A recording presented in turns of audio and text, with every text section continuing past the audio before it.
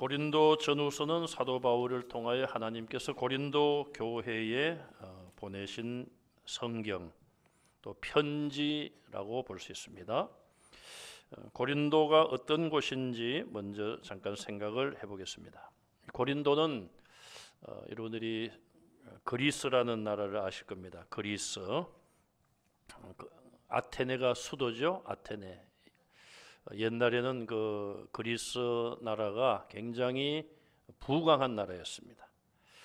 그래서 그곳에서 모여서 고대 올림픽이 시작된 곳이죠. 그 이전에 BC 1세기경 그리스 반도를 종단하는 지역의 중심지였고, 또 지중해를 끼고 있는 무역의 중심지입니다. 굉장히 부유한 도시였고, 그 주변 국가들이 이 고린도에 모여서 경연제로 운동 경기를 벌였던 곳입니다. 그런데 여러 신들을 그들이 섬긴 것으로 알려져 있습니다. 포세이돈, 또 멜리케르테스. 포세이돈은 여러분들이 좀 들어본 이름 같지만 멜리케르테스는 좀 생소하죠. 또 여러분들이 아마 아프로디테 들어본 이름일 겁니다. 아프로디테. 그 외에도 많은 신을 섬겼던 도시입니다. 참 이상한 것은 과거나 지금이나 문명이 발달하면 미신 같은 것이 없어질 것 같은데 그렇지 않은 것을 알 수 있습니다. 코로나 때에 신천지가 코로나를 시작해 한 그런 곳으로 의심을 많이 받았고, 실제로 그럴 가능성이 큰 것으로 나타났죠. 그런데 신천지에 빠진 사람들을 보면은 젊은 층이 많았습니다. 또 지금도 이단들에 빠진 사람들을 보면은 연세가 많으신 분들보다는 젊은 층들이 이단에 많이 빠져 있다, 그렇게 볼 수가 있습니다. 자, 이 고린도도 굉장히 물질적으로도 발달하고 또 학문적으로도 발달을 했는데도 불구하고 많은 신들을 섬겼다는 것입니다. 그래서 인간은 본성이 신을 찾는 종교성을 가지고 있다, 그렇게 인간학에서 말들을 합니다. 물론 나는 무교입니다, 나는 종교가 없습니다, 그런 분들도 있습니다만은, 그럼에도 불구하고 인간의 마음 속에는 신을 추구하는 그런 종교성이 있습니다. 그래서 아무리 대학을 나오고 박사학위를 받아도 그런 어떤 종교적인 그런 데 관심을 가지고 있습니다. 지금 뉴스에 보니까 윤 대통령이 건진도사, 뭘 건지는지 몰라도 건진도사, 또 천공인가요? 천공? 하늘에 구멍을 뚫는지 천공. 그런 천공은 또 법사입니까? 참 저는 사실이 아니기를 원합니다만은, 어쨌든 그런 이야기가 자꾸 흘러나오고, 참 그런 걸 보면은 하나님을 유일신으로 믿는 우리는 참 걱정을 안 할 수가 없는 것이죠. 자, 이 고린도도 역시 많은 신들을 섬겼고, 특별히 아프로디테라는 신은 사랑의 신, 아름다움의 신, 또 생식의 여신으로 알려져 있습니다. 그래서 그 신전에는 아예 성적인 그 타락 행위를 신전에서 행하는 그런 일들이 버젓이 행해지고 있었다는 것이죠.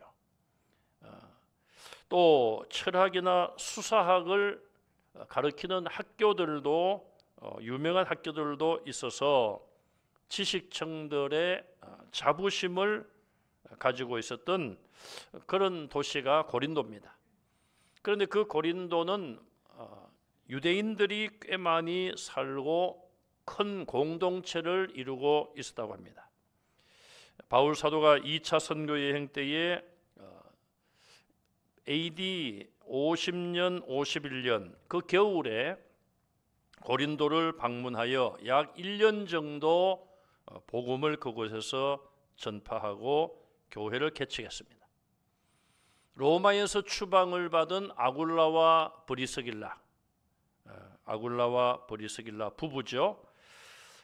그들이 천막 제조업을 하고 있었는데 바울도 그런 기술을 가지고 있었기 때문에 그 고린도에서 아굴라와 브리스길라 부부와 함께 천막 만드는 일을 하면서 선교비를 충당을 했습니다.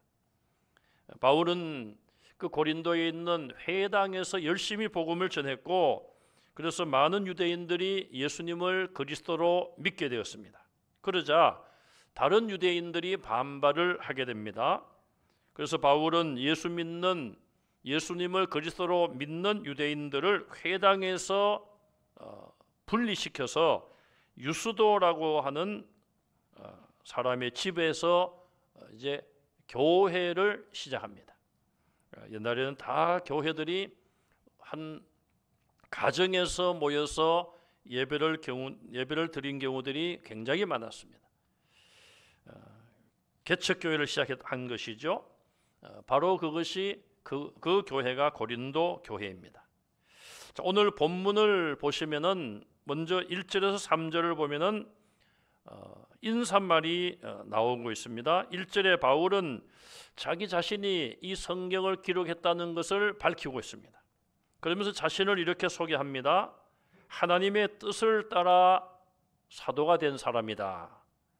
자기 뜻이 아님을 밝히고 있어요. 바울의 뜻은 무엇입니까?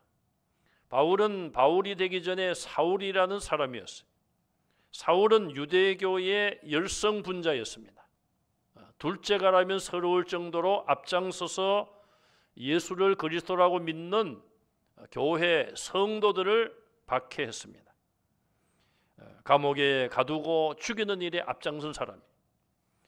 자, 그런데 부활의 주님이 그런 사울을 찾아왔지 않습니까? 사울이 주님을 찾은 것이 아니라 부활의 주님이 부활하신 몸으로 사울에게 나타나신 거예요. 사울은 그 나타나신 주님 앞에 꼬꾸라지고 시력을 상실하고 3일 동안 캄캄한 가운데 있다가 결국 그가 회개하고 예수님으로부터 이방인의 사도라고 하는 그런 중한 사명을 받게 됩니다. 우리가 다 아는 내용이죠. 자, 결국 그런 내용을 보면은 사울이란 청년이 자기가 원하여 자기가 뜻을 정하고 사도가 된 것이 아닌 것이죠.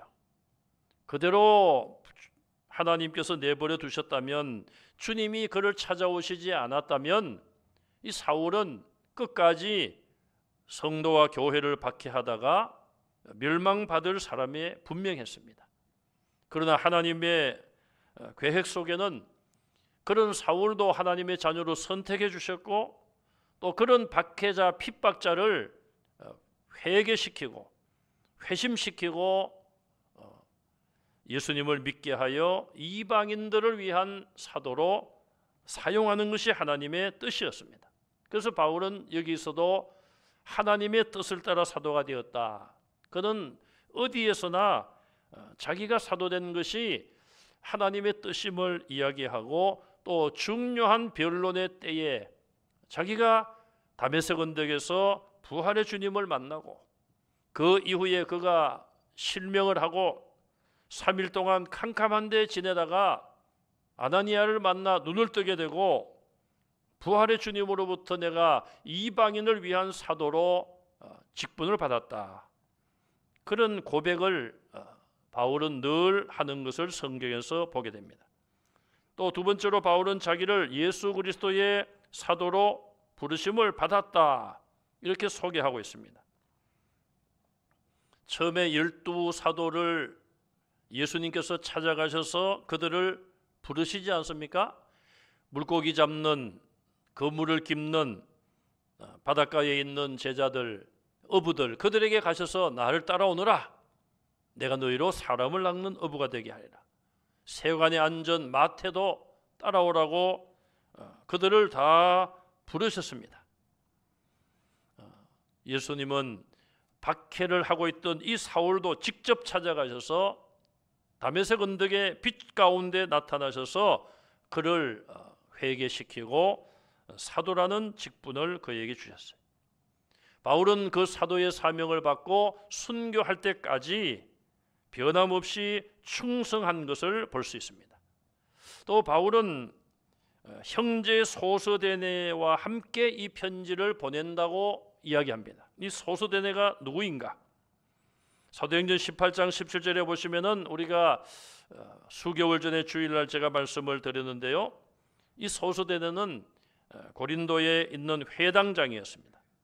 바울이 고린도에서 고발을 당하고 체포되었을 때에 풀려나게 됩니다. 그러자 유대인들이 회당장 소서데네를 붙잡아서 폭행을 합니다.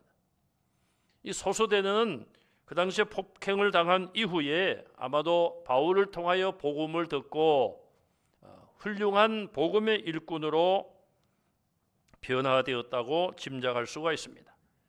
바울이 여기에 소서데네의 이름을 기록한 이유는 아마도 사도 바울이 성경을 기록할 때에 직접 기록한 것이 아니라 바울이 성령의 감동을 받고 자기가 기록할 것을 불러주면 이 소서데네가 이 성경 고린도전서를 대필한 그런 역할을 했다. 그렇게 성경학자들은 보고 있습니다. 그러니 얼마나 이 소서데네가 바울의 신뢰를 받고 또 성경을 바울을 통하여 하나님 주시는 감동을 직접 고린도전서라는 성경을 기록한 중요한 역할을 한 사람인 것을 볼 수가 있습니다. 2절에 보시면 이 편지를 받는 수신자를 말하는데 첫째는 고린도에 있는 하나님의 교회라. 지역을 말하죠. 고린도라고 하는 도시에 있는 하나님의 교회. 그래서 옛날에는 교회 이름이 다 지역 이름을 따서 붙였습니다. 문산교회. 맨 처음에 있었기 때문에 문산포교회. 그러다가 나중에 문산교회. 물론 이제는 뭐 교단이 많아졌기 때문에 앞에 교단 이름을 붙이고 문산교회. 문산교회가 몇 개가 되더라고요. 한동안은 제7일 안식일 교 문산교회. 그리 가야 될 택배가 인쇄물이 우리 교회에 자주 온 적이 있습니다. 이제는 그런 적이 별로 없는데 그 안식교 문산교회는 이 작은 아파트 앞에 거기 있죠. 2층인가. 옛날에는 다 지역 이름을 따서 교회 이름을 붙였습니다. 자, 그래서 고린도에 있는 하나님의 교회라. 문산에도 보면 하나님의 교회라는 간판을 걸고 있는데 거기는 옛날에는 하나님 아버지 그러다가 그 이제 교주가 죽었어요. 그러니까 이제 하나님 어머니 그것도 교주 부인이 죽으면은 또 뭐라고 할지 모르겠어요. 하나님 이모 하든 하나님 고모 하든 식당에 가면 여러분들이 이모 부르는 사람도 있고 고모 부르는 사람도 있는데 어쨌든 고린도에 있는 하나님의 교회 하나님께서 독생자를 보내시고 십자가에 죽게 하시고 성경에 보면 자기 피로 그랬어요. 삼위일체 하나님이시기 때문에 하나님의 피도 되고 예수님이 성자 하나님이 성부 하나님의 독생자이기 때문에 성부 하나님의 독생자의 피를 값으로 치르고 세워주신 곳이 바로 땅 위의 교회입니다. 두 번째는 그리스도 예수 안에서 거룩하여진 자들이라. 우리가 예수님을 통하여 제사함 받고 예수님의 십자가의 대속으로 인하여 구원받는 것을 강조하고 있습니다. 교회는 모인 성도들이 다 한 사람 한 사람 모두가 다 예수님의 십자가의 보혈을 통하여 죄 사함 받고 거룩해지는 것을 믿으시기 바랍니다. 그래서 우리가 함께 모이고 공동체다, 한 지체다 하지만은 우리 각자 한 분 한 분이 예수님을 나의 구주로 영접해야 돼요. 그래서 우리가 세례 받을 때에 한 사람 한 사람 다 서약을 받지 않습니까? 교회는 이 구원은 도매금이 있을 수가 없어요. 다 한 사람 한 사람이 이런 신앙 고백을 하고 예수님을 똑바로 믿어야지 구원받는 거예요. 그래서 어떤 분들은 그런 비판을 합니다. 교회 나간다고 다 구원받느냐?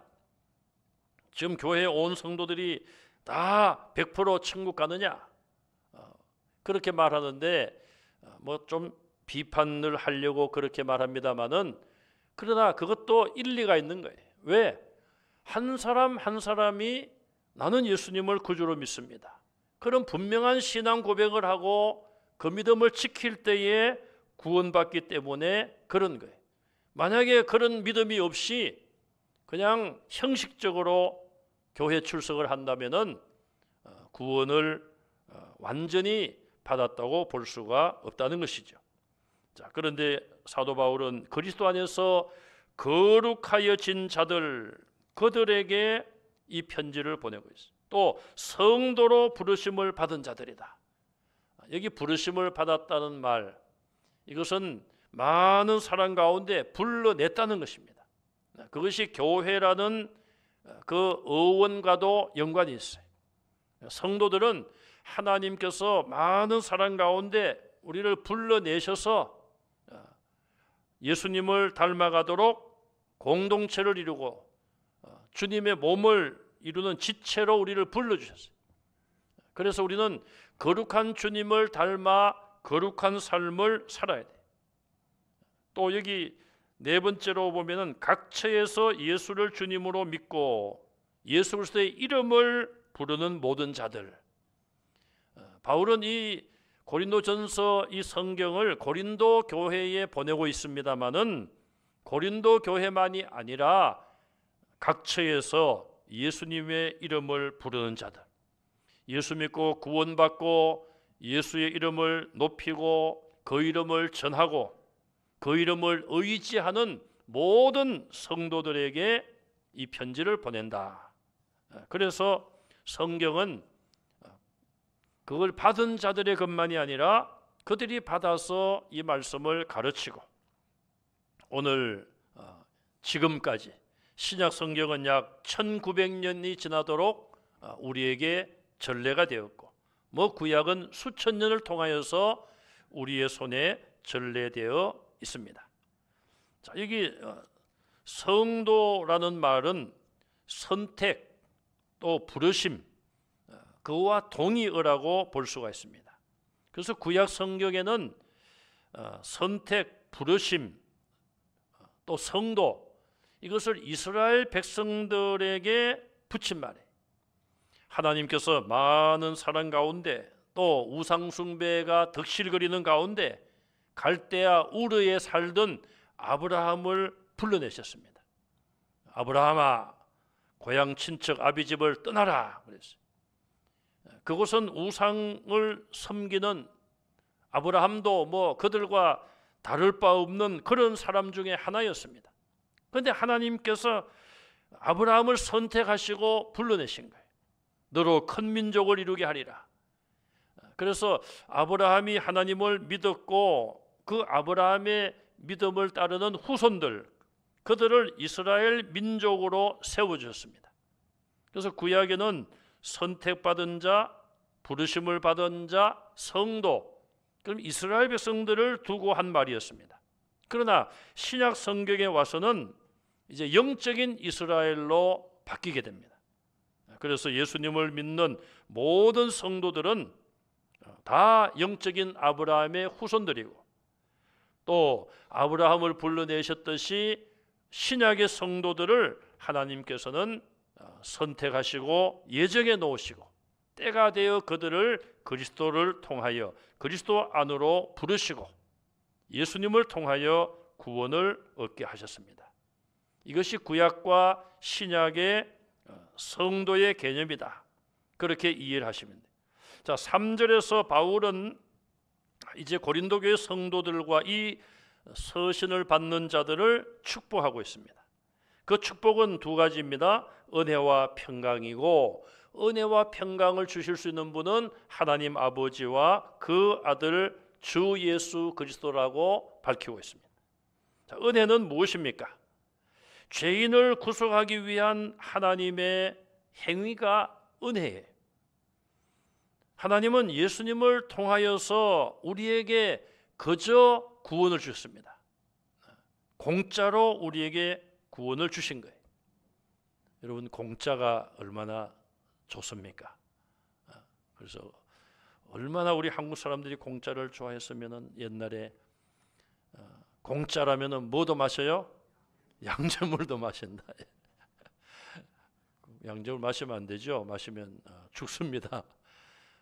좀 과장된 말이지만은 그 정도로 공짜를 좋아한다는 거예요. 제가 31년 전에 이제 미국을 처음 갔었는데요. 미국을 가 보니까 큰 마트가 있어요. 마트에 들어가니까요. 제가 뭐 그 당시는 영어도 잘 몰랐습니다만은 마트에 딱 들어가니까 buy one get one free, 영어를 아무리 몰라도 그건 제가 알겠더라고요. buy one get one free 무슨 말이에요? 하나를 사면은 하나를 공짜로 준다. free란 말이 제 눈에는 공짜로 해석이 되는, 공짜로. 요즘 우리나라도 그런 거 하죠. 1 플러스 1, 바로 그겁니다. 하나님이 우리에게 주신 구원이라는 이 선물은 공짜인 것을 믿으시기 바랍니다. 그래, 얼마나 좋아요. 이 구원도 좋은데 공짜니까 더 좋은 거 아닙니까? 그런데 사실은 독생자의 피값이라고 하는 돈으로 살 수 없는 고귀한 값을 하나님이 치러 주신 거예요. 예수님이 치러 주셨어요. 우리가 치른 것이 아니라, 우리가 돈을 낸 것이 아니라 하나님이, 예수님이 다 내주시고 우리에게는 그저 구원을, 또 은혜를 선물로 주신 것을 믿으시기 바랍니다. 그것이 하나님의 은혜요, 하나님의 사랑이에요. 여러분, 부모님의 은혜, 하늘보다 높고 바다보다 깊다, 그렇게 노래하지 않습니까? 부모님의 은혜도 그런데 하나님의 은혜는 뭐 표현할 길이 없습니다. 그리고 평강은 무엇입니까? 은혜로 구원받은 자들이 누리는 것이 마음의 평화요, 평강이에요. 옛날에는 죄 때문에 양심의 거리낌을 가지고 괴로워했습니다. 구원의 길을 몰랐을 때는 어떻게 하면 이런 문제를 해결할 수 있을까? 그래서 성경에도 보면 니고데모가 몰래 주님을 찾아오기도 하고, 돈 많은 부자 청년이 예수님에게 와서 내가 어떻게 해야지 영생을 얻을 수 있습니까? 그런 다소 철학적인 질문을 하지 않습니까? 돈으로, 세상의 어떤 지식으로 얻을 수 없는 것이 평화예요. 평화, 평강, 하나님 주시는 평강.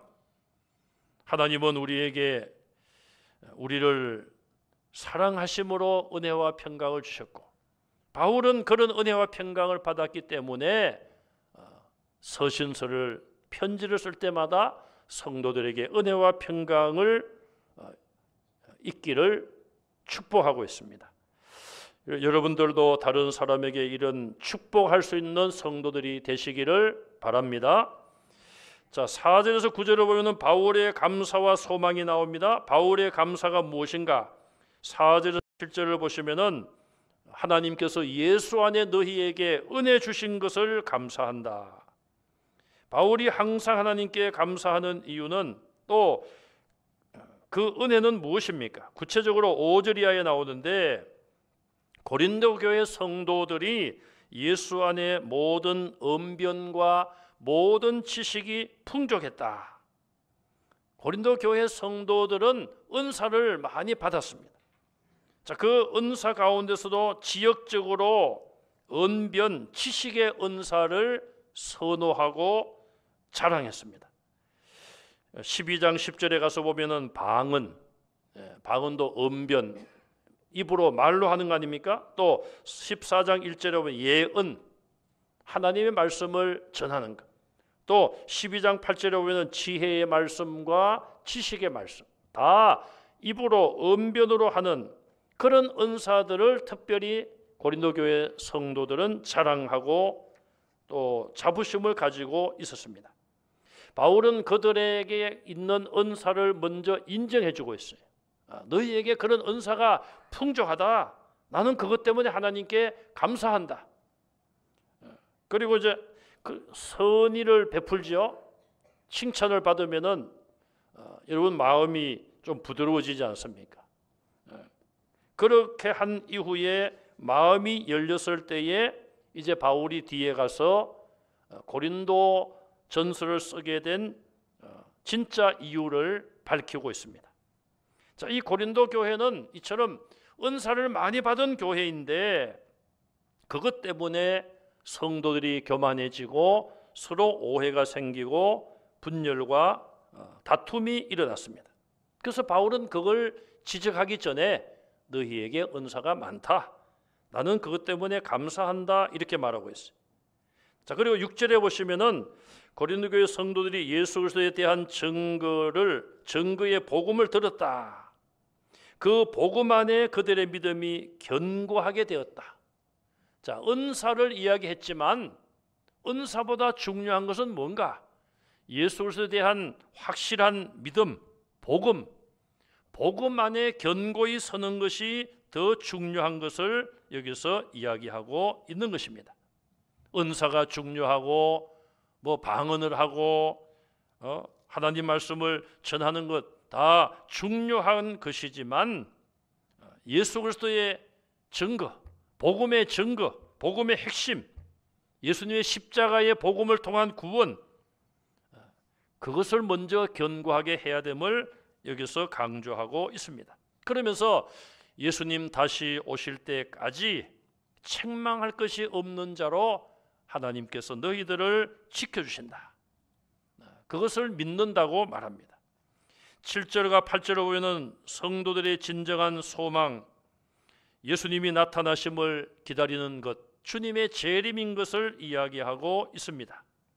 성도는 주님 오실 그날까지 주님의 몸된 교회를 든든히 세워가야 될 사명이 있습니다.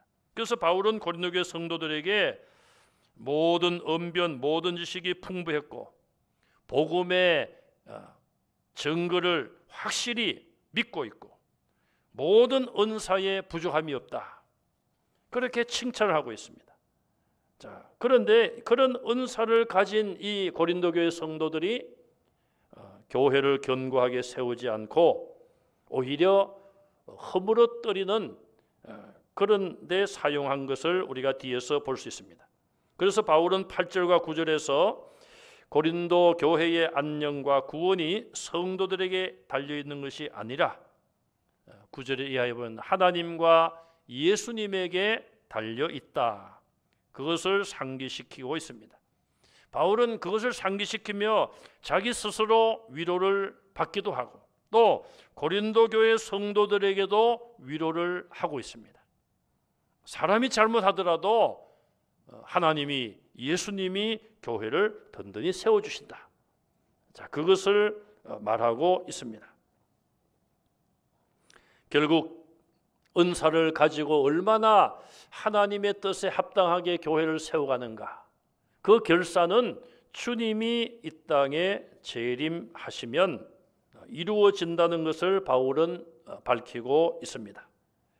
성도들에게 자신의 확신을 소개하면서 은사를 의지하지 말고, 지나치게 은사를 의지하지 말고 주님 다시 오실 것을 준비해야 된다. 그것을 권면하고 있습니다. 앞서 말씀드린 것처럼 바울은 먼저 성도들, 고린도 교회 성도들의 은사를 그들의 어떤 충만한 은사로 충만한 것을 인정하고 있습니다. 그리고 그것에 대해서 감사도 내가 하나님께 감사한다고 밝히고 있어요.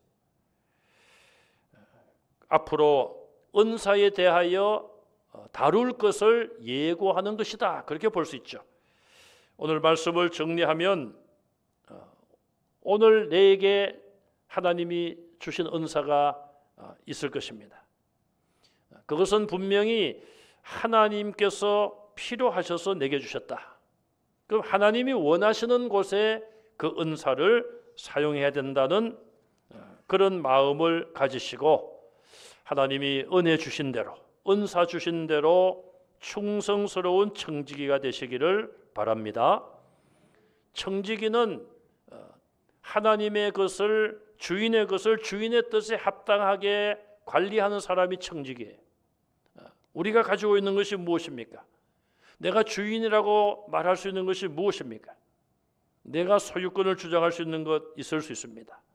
그러나 우리는 좀 더 넓은 의미에서 보면 우리의 모든 것은 다 하나님께 속한 것이고 하나님이 우리에게 맡겨주신 거예요. 은사들, 특별히 성령의 은사들, 성령의 열매들, 나를 위한 것이 아니라 하나님의 교회를 위하고 연약한 자들을 위하여 섬기는 데 사용하시기를 바랍니다. 또 바울이 성경에 오늘 본문에 기록한 것처럼 다른 사람들의 은사와 다른 사람의 믿음에 대하여 우리가 인정하고 칭찬하는 성도들이 되시기를 바랍니다. 또 우리는 은사도 중요하지만은 그리스도의 증거, 복음의 증거가 더 중요하다. 복음의 핵심을 우리가 든든히 붙잡고 또 복음의 진리를 다른 사람에게 증거하는 전도자의 삶을 살아야 됩니다. 마지막으로 우리도 바울이 오늘 본문에서 밝힌 것처럼 주님 오실 그날까지, 주님 오실 그날에 책망받을 것이 없는 신실한 하나님의 일꾼들이 되시기를 주님의 이름으로 축원합니다. 아멘. 기도하겠습니다. 아버지 하나님, 은혜를 감사합니다. 우리에게 구원의 은혜를 주실 뿐 아니라 성령의 충만함을 주시고 하나님의 은혜로 하나님의 성령께서 주시는 선물들도 주신 것을 감사합니다. 하나님이 우리에게 주신 은사를 가지고 하나님의 교회를 세우는 데 사용하는 저희들 되게 하여 주옵소서. 또 은사를 받았지만 활용하지 못하는 성도들 있습니까? 이제 새해를 맞이할 때는 하나님 주신 은사로 각 분야에서 자원하여 열심히 섬기고 봉사하고 일할 수 있도록 도와주시옵소서. 자신을 내세우는 것이 아니라 오직 하나님만 내세우고 성령의 권능만 의지하는 겸손한 봉사자들이 되게 하여 주시옵소서. 예수님 이름으로 간절히 기도하옵나이다. 아멘.